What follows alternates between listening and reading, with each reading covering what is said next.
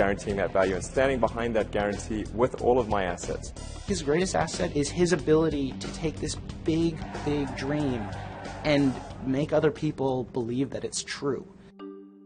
The determined engineer's big dreams transformed 3 industries.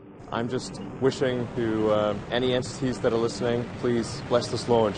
You know, here's an immigrant from South Africa coming to America to say, you know, NASA, that whole rocket thing you're doing with the space shuttle, I've got a better way. His better way meant risking everything. We had maybe about a week's worth of cash in the bank, or less. I had to make a choice then that either I took all of the capital that I had left from the sale of PayPal to eBay and invest that in Tesla, or Tesla would die. Others weren't so willing to take a chance on him or his companies. You put $90 billion, like 50 years worth of breaks into solar and wind, to Solyndra and Fisker and Tesla and Enter1. I mean, I had a friend who said you don't just pick the winners and losers, you pick the losers. It's very unlikely that the Tesla investment is ever repaid to the taxpayers. Electric vehicles are really not possible in ways that would be effective for most consumers still. But his bets have paid off. We didn't just repay the principal, we actually repaid it with interest and a bonus payment. So ultimately the U.S. taxpayer actually made a profit of over $20 million on this loan. Elon Musk has even bigger dreams that might just take him farther than anyone else. Elon Musk goes a step further. Earth's not big enough. With SpaceX, he literally wants to go to Mars. In the long term, I'd really love to go to Mars, and that's the overarching goal of SpaceX.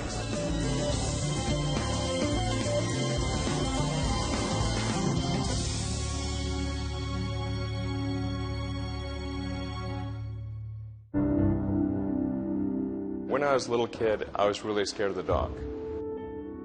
But then I sort of came to understand, okay, well, dark just means really the absence of photons in the visible wavelength, 400 to 700 nanometers. It's hard to believe that entrepreneur Elon Musk was ever afraid of anything. And Elon said, darkness is merely the absence of light. Then I thought, well, it's really silly to be afraid of a lack of photons. Then I wasn't afraid of the dark anymore after that. Once one of the kids said to him, look at the moon, it's 1 billion miles away. And he said, well, no, it's actually under 250,000 miles away. And they said, oh, Elon!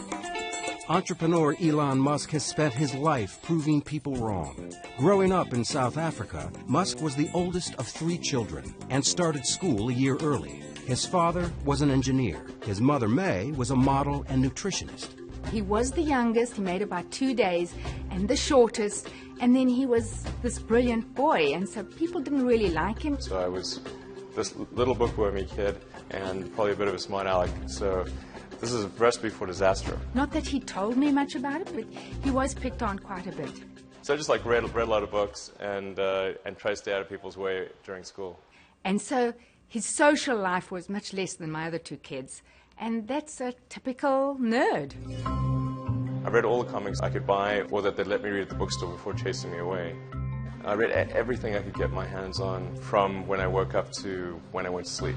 At one point I really ran out of books and started reading the encyclopedia. And he has a photographic memory, so he could remember everything.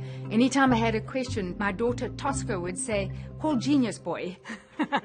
His brother, Kimball Musk. When Elon was 10 years old, he got tested by IBM, and he was found to have one of the highest aptitudes they'd ever seen for computer programming. I tried taking some computer classes, but I was way ahead of the teacher, so it didn't really help. So I started programming a space game called Blastar. Musk, already thinking like an entrepreneur, figured out how to sell his game. And I don't think they realized I was 12. We decided we were going to open an arcade out near our high school. We were big into video games. We figured that it was going to be a huge hit. We got a lease on a building. We got the arcade provider to deliver the equipment. And the only thing we needed to do by the end of it was get the city to approve what we were doing. But an adult had to apply for a city permit, and they hadn't told their parents what they were up to. And of course, they told us we were not going to be opening up an arcade. Max Chafkin is a technology and business journalist who has profiled Elon Musk several times. Really, the most amazing thing about his childhood is his escape from South Africa. I remember thinking and saying that America is where great things are possible, more than any other country in the world. It's a little cliche, but it's true. America is the land of opportunity. By moving, Musk would also avoid mandatory service in South Africa's army. Growing up in apartheid South Africa was pretty surreal. I mean, we didn't support that government, we didn't believe in it. And so the idea of actually going to the military service was really out of the question. I told my parents I was going to Canada, and they tried to convince me not to leave. And off he flew, and I thought, wow, he's so independent. Of course, as soon as he lands, he calls me and he says, what do I do now? So I bought a bus ticket from Montreal to Vancouver, and that allowed me to kind of see Canada, at least from the highway. He worked at odd jobs across the country before settling at Queen's College in Toronto. In fact, when I went to college, I rarely went to class. I'd just read the textbook and then show up for exams. The big appeal at the university was being able to date girls my own age. I actually met my first wife there. Musk got an engineering and business degree from the University of Pennsylvania and a scholarship to go to Stanford. Silicon Valley was the promised land. I really wanted to kind of go where the really exciting breakthroughs were occurring. Elon had this ability to look at the world and go, this is a real problem that's going to happen in 20 years. He looked around and he saw that the world-changing stuff was not happening at Stanford. I didn't even go to class. I called the chairman of the department and said, I'd like to try starting this internet company. It probably won't succeed, and so when it fails, I want to make sure that I can still come back. My kids do funny things, and I'm never too concerned about them because, you know, if Elon wanted to drop out of college, he could always go back. My brother was in Canada at the time, and I said, look, I think we should try to create an internet company. So he came down and joined me. He had, $2,000, no friends, barely enough money for an apartment. I think he told me he was showering at the gym because they didn't have a shower where he was living. We just got a futons that there were couches during the day and then turned into beds at night. Steve Jurvetson is a venture capitalist in Silicon Valley. I first met Elon and Kimball Musk, his brother, back in the mid-90s when they first set foot in California. I think they'd been here for about a week, and they were pitching a new company called Zip2. Silicon Valley in the mid-90s and late 90s was a gold rush. People were flocking to the region to find riches, to make it in the internet business. Musk came up with an idea to bring newspapers into the digital age. He took a CD-ROM Yellow Pages, some mapping software, wrote a little code, and put it all together to create the first online city listings. Elon was more the business mastermind, I was more the sales guy. I still had my core programming skills, so I was able to write the software needed for the first company. Now, when Elon was starting Zip2, keep in mind, the internet was just a couple of years old. Most local businesses were not on the internet. And the way you found a local business was you opened up the Yellow Pages. The thought was the media companies, like the newspapers, are going to need help coming online and building lots of functionality into their websites. We had someone literally throw a Yellow Pages book at us and tell us, do you think you'll ever replace this? And we thought the guy was crazy. Because not only were we going to replace this, but that's not where it ended. It would keep going from there. It wasn't long before media companies across the country were signing up. And so we were able to get as investors and customers the New York Times Company, Hearst, Knight Ridder, and a number of other companies. In 1999, the Alta Vista division of Compaq bought Zip2 for $307 million in cash and $34 million in stock options. Musk was just 28 years old. I thought, that's crazy. Why would somebody pay such a huge amount of money for this little company that we have? It actually obviously turned out very well for them financially, so they knew a lot more about it than I did. When the kids sold Zip2, it was the most exciting day. We couldn't believe it because you don't know in the internet world if you're going to, make $1 million or die tomorrow.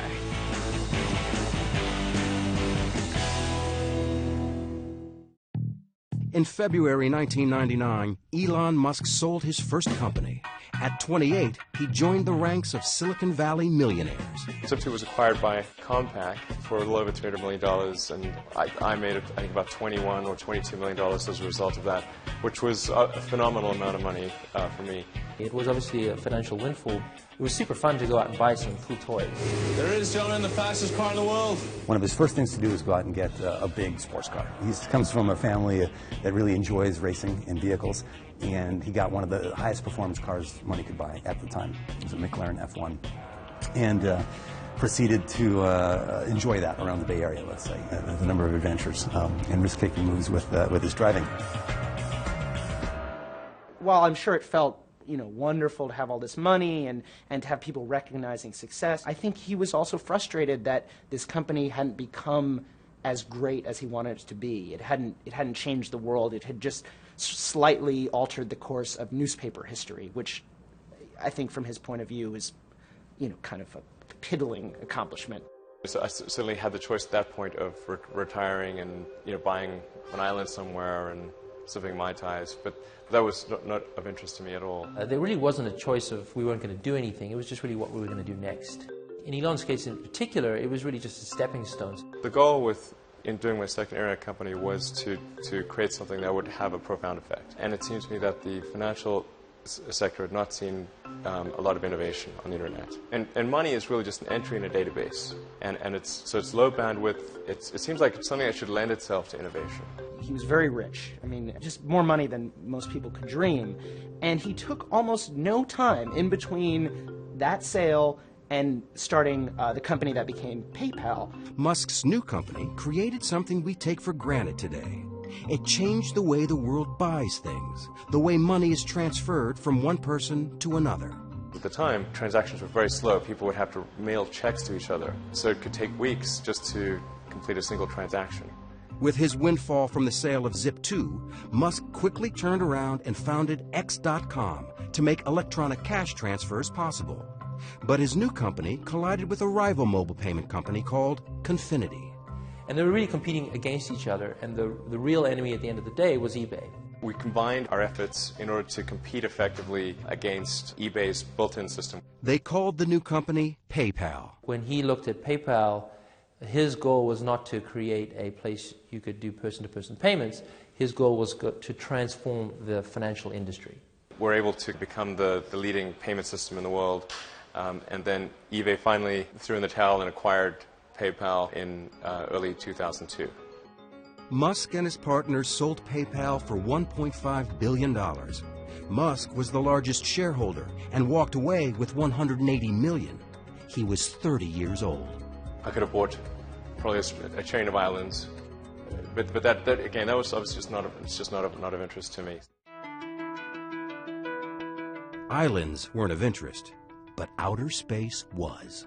It's just a much more exciting, inspiring future if we're out there exploring the stars, as opposed to a future where we are forever confined to Earth. I was thinking, well, I wonder when we're going to Mars. When is NASA going to go to Mars? And I went to the NASA website, and there was no plan to go to Mars, and no plan to really even take the next step in space exploration. This is Elon saying he wants to go and enable this human civilization to leave the planet Earth. Right? It's about as big a vision as you could possibly imagine. And that's going to require funds, and he has enough funds to go do it, so he's going to go do it. Musk had the outrageous idea that private enterprise could actually re-energize space travel. And in June 2002, he founded Space Exploration Technologies, or SpaceX. Elon was the only funder of the company for its early years. Another incredibly risky move to say, nobody on the planet thinks this idea is financeable. I'm going to fund all of it myself, to the tune of almost $100 million, which was the majority of his net worth at the time, into a dream to take on the military-industrial complex. Here's an immigrant from South Africa coming to America to say, NASA, that whole rocket thing you're doing with the space shuttle, I've got a better way. I actually traveled to Russia 3 times to look at buying a refurbished ICBM without the nuke. And I came to the conclusion that the thing that was really holding us back from making much more progress in space was really that rockets had not evolved since the 60s. So the trick isn't figuring out how to get to orbit, it's figuring out how to get to orbit cheaply. So I had to come up with lower-cost ways to produce engines, the primary structure, the electronics, do the launch operation, as well as run the company with very little overhead. And the sum of inventions in all those areas is what has led us to roughly 3- to 4-fold improvement over the cost of other rockets in the United States. What SpaceX has been very successful at is taking basically off-the-shelf technology, stuff that was developed by NASA 50 years ago, and streamlining it. So in that way, he's kind of the Henry Ford of space, because Henry Ford didn't invent the automobile. He just figured out how to make the automobile, commercially viable. Musk was more than just an entrepreneur. If you ask Elon how he managed to teach himself rocket science, he'll just look at you very seriously and just say very quietly, "I read a lot of books."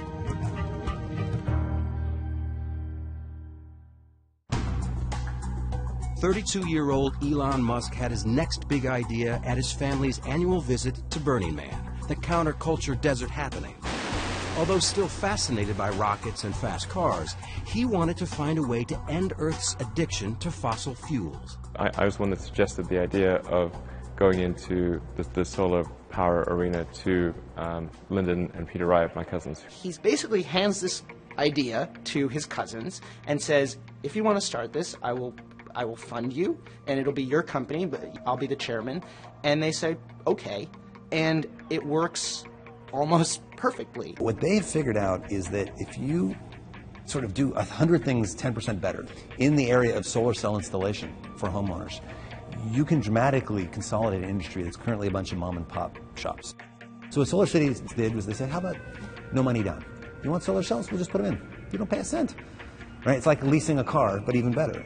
Solar City started in 5 western states and soon grew into the largest solar service provider in the U.S. The solar cells keep going. Solar City then owns those at the end of the lease. So it's a fascinating business model where in the long term they may become the largest energy generator in America off all of these rooftops. But renewable energy was just one part of a much bigger goal. Musk had a more ambitious plan for a sustainable future.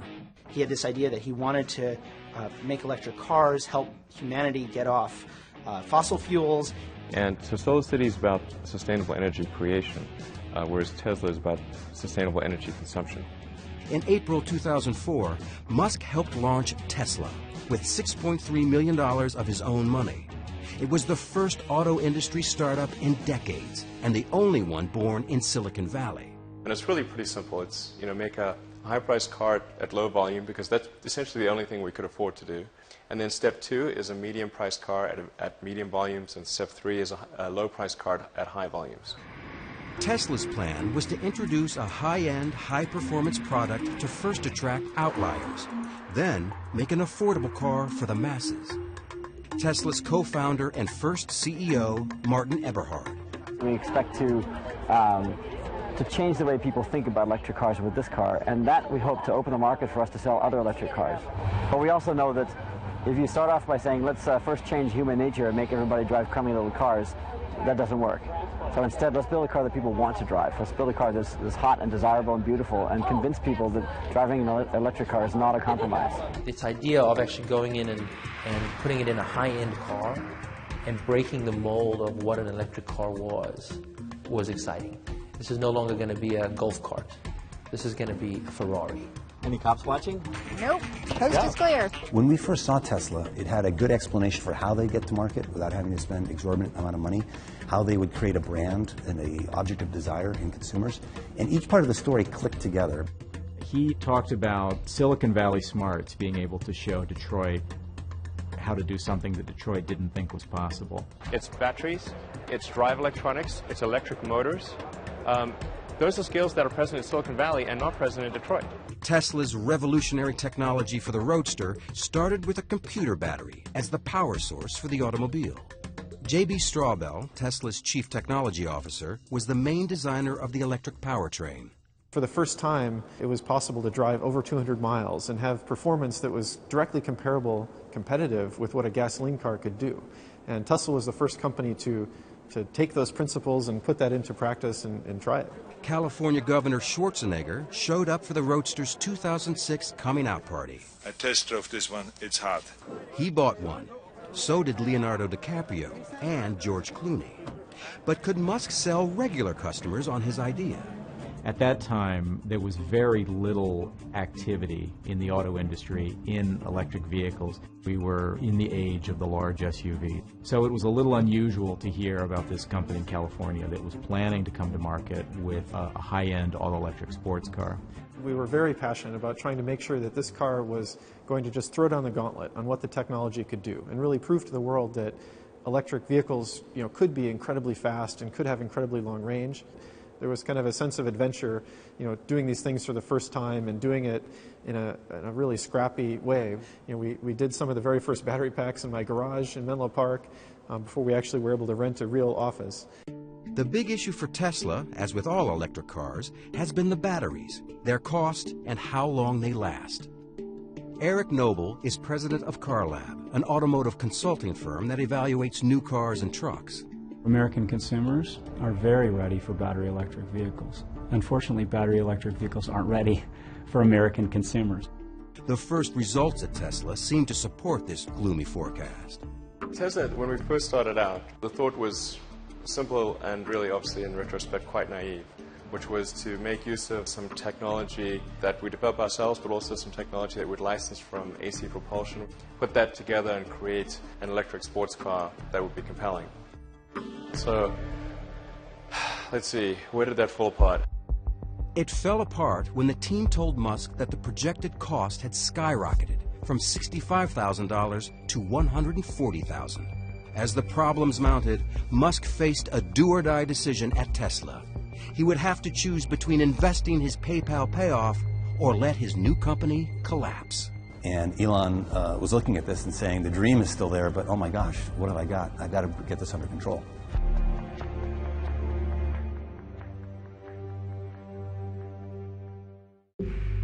By 2007, Tesla was running out of money, fast. No one wanted to step up to save the unproven automobile startup.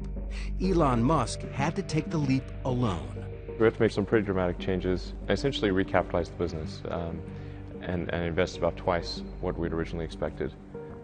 What we originally expected as the outer limit. Basically, Tesla got to this point where they only had enough money in the bank for a couple of months, and there's nobody around who are willing to put more money in. I'd take all of my reserve capital and invest it into Tesla, which was very scary because, it would obviously be quite sad to have the fruits of my labor with Zip2 and PayPal not amount to anything. But there was no question that I would do that in my own mind because Tesla was too important to let die. I'm available 24/7 to help solve issues. Right. Call me 3 a.m. on a Sunday morning, I don't care.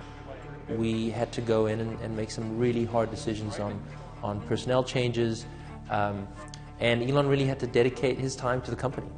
I want names named. So if someone's always on the hot seat and is always the root cause for problems, they will not be part of this organization long term. It's not okay to be unhappy and part of this company.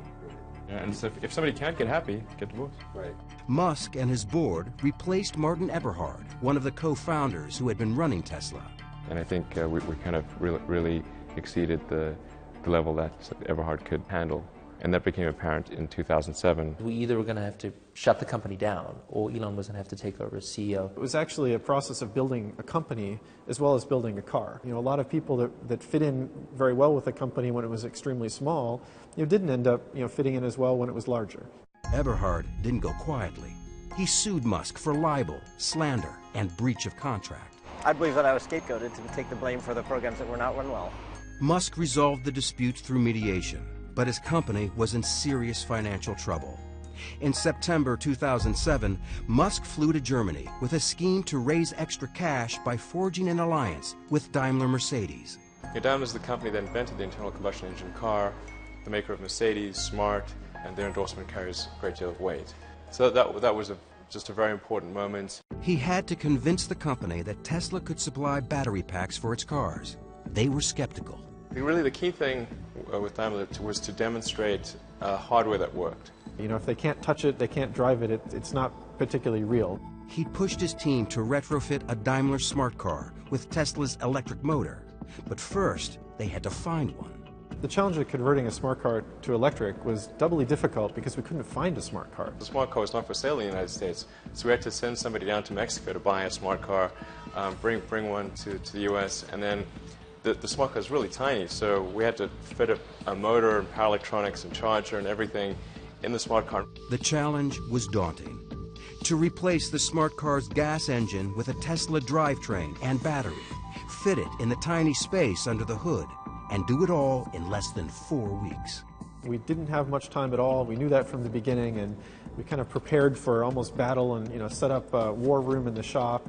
They worked around the clock, stealing naps on the factory floor, right up to the deadline. The Daimler executives arrived not at all convinced that it made any sense to work with an American car company, let alone a little tiny American car company in Silicon Valley.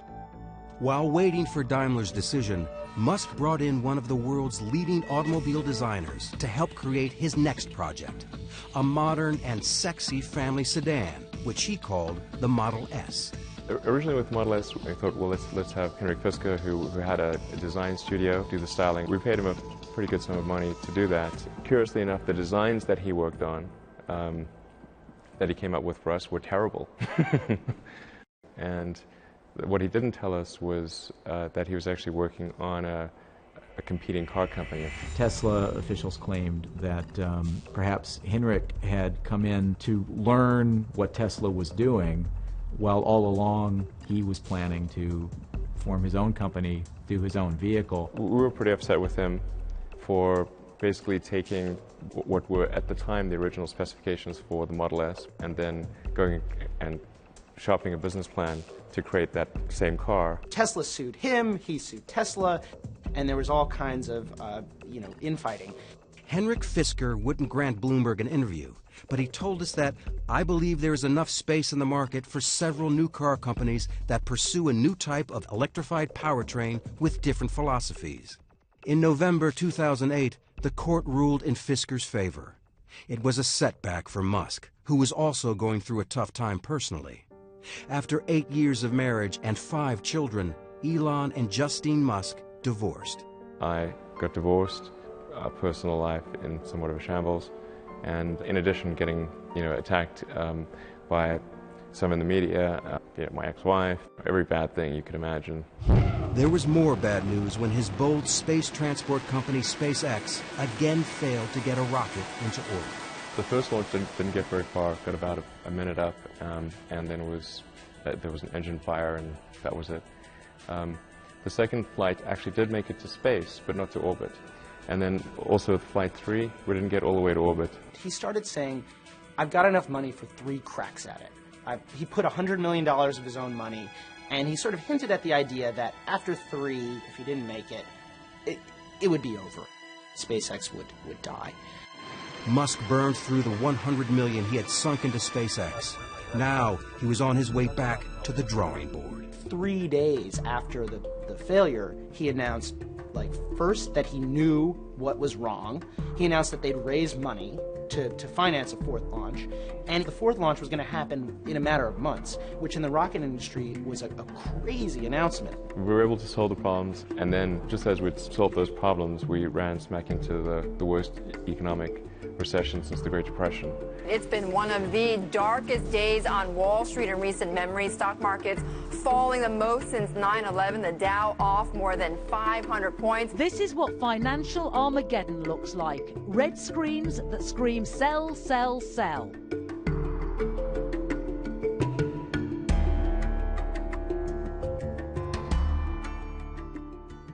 It was a week that shook Wall Street and indeed the world. And a realization that the economy may still head into a deeper downturn.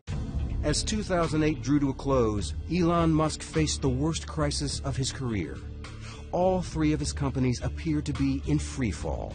The worst point was probably just the weekend before Christmas in 2008. We had the economic tsunami take place and made things even worse. If it wasn't needed, we had to shut it down and just figure out how do we get through this dark period and not go bankrupt. General Motors shares falling to more than a 20-year low after Goldman cut the automaker's rating to sell on a worsening sales outlook. That was tough. It was obviously an economic period that saw the bankruptcy of General Motors and Chrysler, and there we were, a young company selling a very optional car. I mean, it was really people don't need a $100,000 sports car. And they certainly wouldn't want one getting poor reviews. The popular BBC program Top Gear took the Tesla Roadster on a test drive in December 2008. This car then really was shaping up to be something wonderful. But then... although Tesla say it'll do 200 miles, we worked out that on our track it would run out after just 55 miles. And if it does run out, it's not a quick job to charge it up again. The combative CEO charged the incident was faked and said he had proof that the Roadster had not run out of power. He sued the BBC to block reruns of the show. The case was later dismissed. But things would get even tougher. His energy company, Solar City, foundered. The bank that had backed their leases pulled out of the deal. I certainly did not anticipate that we would have the worst economic climate since the Great Depression, and one which was disproportionately bad for cars. I mean, General Motors went bankrupt. I mean, General effing Motors, you know? Musk was in the fight of his life. We had maybe about a week's worth of cash in the bank, or less, and there was just very little time left in the year to resolve these things. I mean, there were like 2 or 3 business days left in the year. I never thought it was possible for me to have a nervous breakdown, but if it was possible for me to have a nervous breakdown, that was about as close as I was going to come. When Elon was going through his sad period, I was so sad. I felt like I had a hole in my heart, and there's nothing you can do. You just hurt so much, and I just didn't see him getting out of it. He was just so sad. And then the next thing I get this call saying, "Ma, you can't believe it. I've met a wonderful woman." The one bright spot was meeting Tallulah Riley, a British actress who had never heard of Tesla, SpaceX, or Elon Musk. They married in 2010. I thought he was some sort of hapless engineer that had wandered into a London club, and he just looked so forlorn. He was sort of just sat in a corner on his BlackBerry, and he looked really out of place and sad. I was, trying to be very sweet to him and sort of humouring him, going, "Oh yes," when he was going, "This is my rocket, and this is my car." Musk's personal life was looking up, and the future of SpaceX was finally taking off. We have liftoff. The 4th attempt to launch the Falcon 1 was a huge success. And 3 months later, NASA rewarded SpaceX with a $1.6 billion contract to resupply the International Space Station. But Musk had no time to celebrate. Tesla was on the verge of financial disaster. I had to make a choice then that either I took all of the capital that I had left from the sale of PayPal to eBay and invest that in Tesla, or Tesla would die. The company is really teetering on the brink of failure. And there's this board meeting late in 2008 where they're discussing what's going to happen. And Elon just says, well, I'm going to raise a $40 million round to keep the company going. And the board members are kind of wondering, well, how's he going to do that? And he says, I'm going to put it all in myself. And that incredible braggadocio confidence catalyzed a change in people's opinion. And we and everyone else around the table was like, oh my gosh, we want to be part of this. We want to get as much of this investment as we can. He saved the company in its darkest hour with an act of heroism that is hard to describe. There's nothing quite like spending your last remaining dollar on a project you believe in. It was thankfully a good week, but definitely took its toll from a mental strain standpoint. I think I've mentally just burned out a few circuits. Just after his emergency cash infusion came the news they desperately needed. A $40 million deal with Daimler for smart car batteries. Daimler later added $50 million for 10% of the company. Determined not to repeat past mistakes, Musk focused on bringing his family car to life. So I decided, look, we really need to have our own design studio, and that's when I hired Franz von Holzhausen to design the Model S. His green agenda was irresistible to von Holzhausen, a legendary figure in car design who had already revolutionized the looks of VW, GM, and Mazda. He's completely passionate to really rid the world of this addiction to fossil fuel.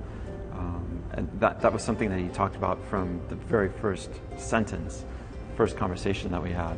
With a new team in place, Musk completely revamped the look of the Model S. A sedan doesn't have to be a brick. It doesn't have to be a big blocky car. We wanted to bring this kind of passion and feeling back to this marketplace. The architecture of Model S is really similar to a skateboard.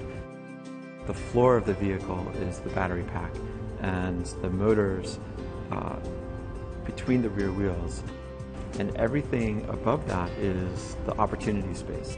In March 2009, Musk unveiled the prototype for the Model S.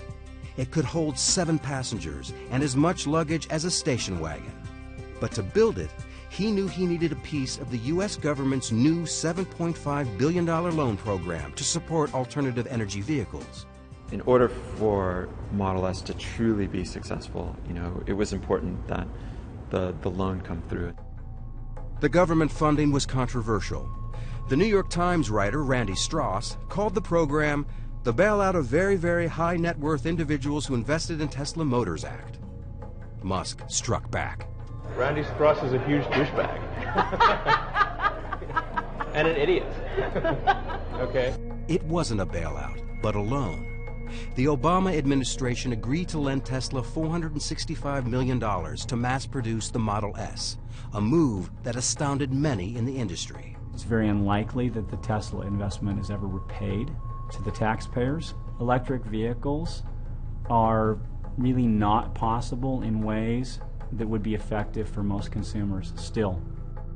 This is just the religion of electric vehicles, and like Jonestown, that religion will come to an end. There are most certainly people who want to see Tesla fail because it is an attack on the mainstream car industry. Of course, the biggest impact that Tesla will have is not the cars that we make ourselves, but the fact that we show that you can make compelling electric cars that people really want to buy. The government loan came with a challenging condition. To get the money, he had to first find a place to build his electric car.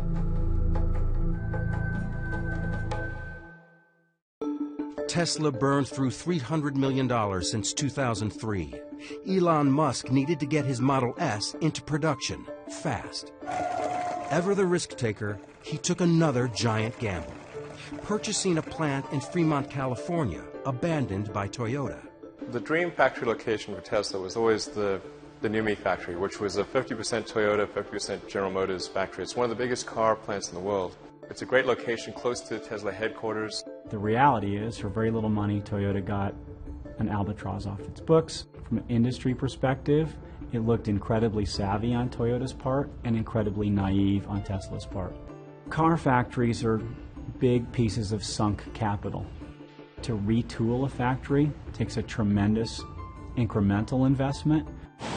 The acquisition released the government funds to begin production. Despite the fact that Tesla had posted a profit just once since its founding, Musk took his company public in June 2010. The smartest money in the world is betting on Tesla.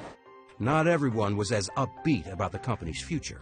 Tesla stock voted by Wall Street as the least likely to succeed. You don't want to own this stock. You don't want to lease it. Heck, you shouldn't even rent the darn thing. There hasn't been an IPO of a car company in America since Henry Ford, and that caught people's attention. Investors ignored the skeptics. Tesla raised $226 million in its IPO. Musk now had the capital to get rolling on the Model S. You just saw on his face this sort of just elation and this feeling like all of this suffering is worth it, and it's real now. 3, 2, 1. Liftoff. Falcon 9 has cleared the tower. In 2010, after winning the $1.6 billion contract from NASA, SpaceX became the first private company to successfully launch and return a spacecraft from orbit. So SpaceX was the first purely commercial ground-up development to reach orbit. The first successful launch at SpaceX was an incredibly emotional time. Falcon 9 Stage 2 and the Dragon capsule are now in orbit around the Earth. I'm just wishing to any entities that are listening, please bless this launch. 3, 2, 1. And 2 years later, in May 2012, it made history as the first privately held company to send a cargo payload to the International Space Station. Back on Earth, the long-awaited launch of Tesla's new sedan was also taking off. It's time to start delivering Model S! The Model S started rolling off the production line, although questions about range and service remained. Let them go! Not everyone was cheering.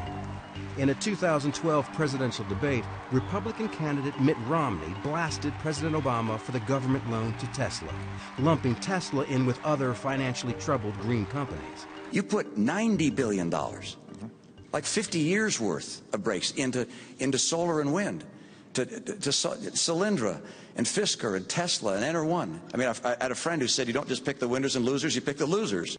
But Tesla was no loser in the eyes of the automotive industry. The Model S was the first electric sedan to win Motor Trend's Car of the Year. Musk didn't have much time to celebrate. A few months later, the New York Times delivered a devastating review of the Model S. It reported the battery died on its test drive from Washington to Boston and published an image no CEO would want. There was this sad shot of our car on a flatbed, as though that was the only outcome possible for such a drive. And that's just not true. Musk went on the offensive. And lots of people said, oh, you know, it doesn't matter if you're right or wrong, you don't battle the New York Times. And it's like, the hell with that. The battle between the reporter and the renegade CEO ended when the New York Times public editor concluded the reporting was imprecise, but not done in bad faith. But the story didn't affect his bottom line.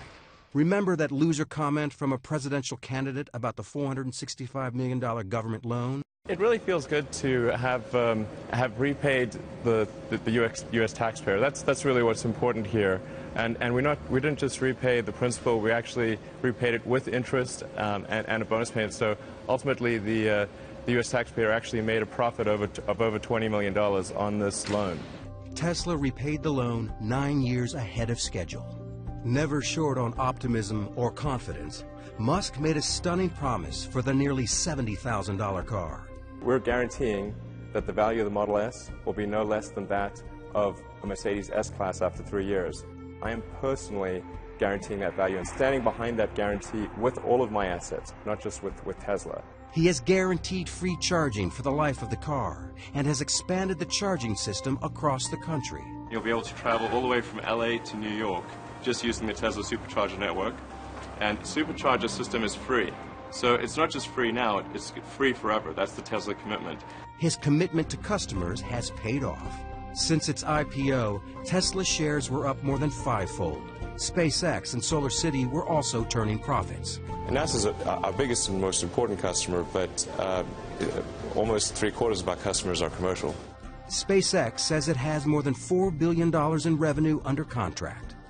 But of all his companies, perhaps the greatest success was the one addressing the world's energy need. Solar City is now the largest solar service provider in the U.S. and has more than quadrupled in value since its initial public offering in December 2012. Solar City has been very, very impressive. I mean, there are, thousands of people with panels on their roofs and lots of big offices. I believe eBay has Solar City panels. So it's having a very big, very visible impact on the world. He really wants to change the world. And in Elon Musk's vision of the future, you'll have clean and renewable sources of energy feeding the grid, and all of our vehicles will run off that. This is really the future. It's something you want to tell stories about. Elon has a self-confidence that is it's breathtaking. And it's especially breathtaking when you think about the things he's confident about. The idea that humanity is going to get to Mars. That not just humanity is going to get to Mars, but that he, in his lifetime, Elon Musk, will get to Mars. Crusader or canny businessman. Named one of Time magazine's most influential people in the world, the risk-taking, multitasking CEO's estimated net worth was $6 billion in June 2013. Divorced for the second time, Musk splits his time between his 5 sons, his companies, and thinking about the future. Just, is it significant? really the question is, are things I'm working on, are they really going to matter, or do they have the potential for really mattering?